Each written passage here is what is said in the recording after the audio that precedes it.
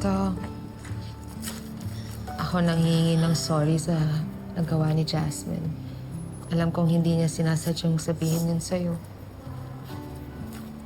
Hindi ko gina-justify yung nagawa ni Jasmine.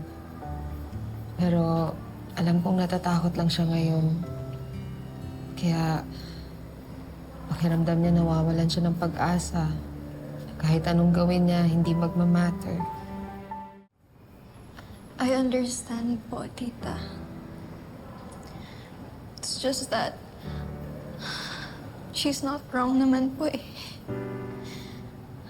Naging selfish ako by letting myself na maging close pa kay Sander. Even if I knew that she would get hurt. It's all my fault po, tita eh.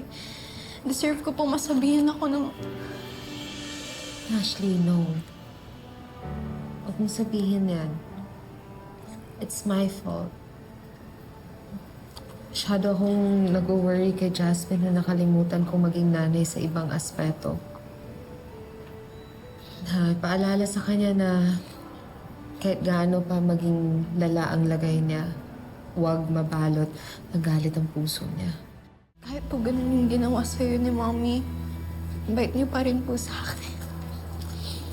Hindi ikaw ang mami mo. Ikaw si Ashley. Ang best friend ni Jasmine. Ang pinsan niya. At mahal na mahal ka namin.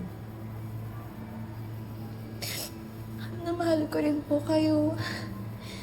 And si Jasmine, kapatid na po yung turing ko sa kanya.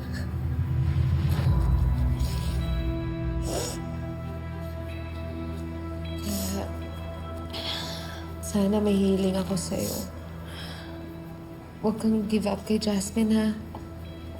Natatakot lang siya ngayon. Pero kailangan na kailangan ka niya. I promise po. I will not let her down anymore. Hindi ko na po siya sasaktan ulit.